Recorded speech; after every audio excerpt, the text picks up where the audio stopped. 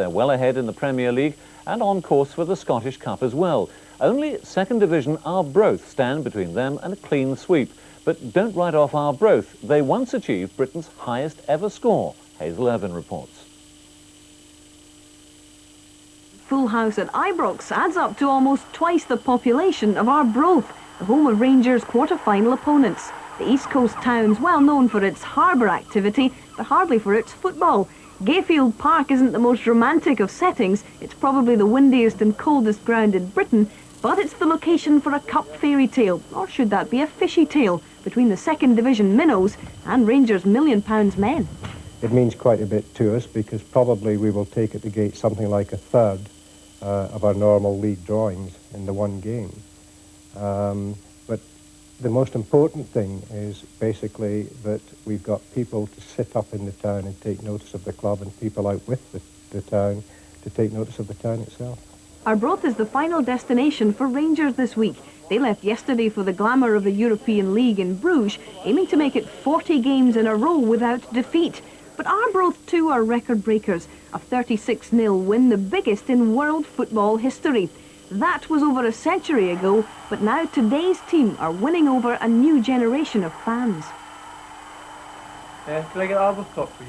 Aye, sure. We've so many Arbroath tops. Before it was just loyal supporters that bought them. Now everyone's buying them. The whole town's buying them. Folk are buying them for relatives across the States, Australia, everywhere. Just everyone's buying them.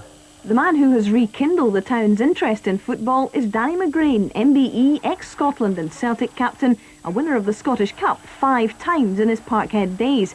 But his now cult status in Arbroath owes less to his football background than to his beard.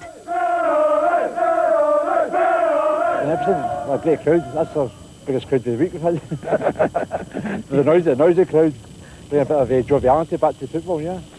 Until now, the Arbroath Smoky has been the town's main growth industry. But until Saturday at least, it's football, not fish, which will whet the appetite of this particular Angus town. Hazel Irvin reporting, and now from fish to game. Perhaps the best known symbol of the Scottish Highland rugby result and Mr Carling's performance here in Arbroath. But there's no doubt about the main event tomorrow. Yes, it's second division Arbroath against Rangers for a place in the semi-final of the Tennent's Scottish Cup. Cup fever intensifies in Arbroath. Windows have been dressed, cakes baked and bought. 300 cakes were sold today.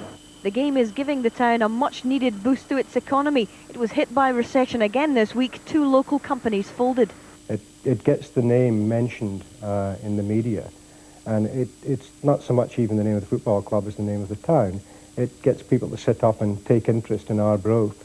We're a little bit of a holiday resort, weather permitting, and hopefully, that will reflect in the summer months. People will want to see where Arbroath is, and, they might spend a few days here.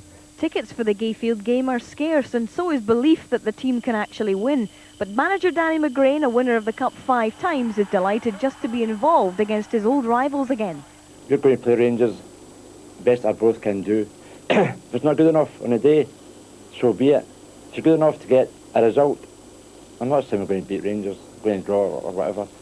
A result will do me, a good performance by Arbroath, who are representing the second division, will do me good enough, yeah. Gayfield by the Sea is ready for the Rangers invasion. Its bearded army is ready for anything, even a cup shock.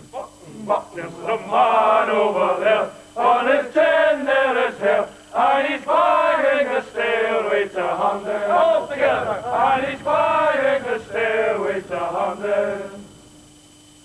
Yes, and the bearded army will be joining Chick, Rob and myself here in Arbroath later this evening for Friday Sports Scene. I hope you can join us for that. That's 10:20. Jackie.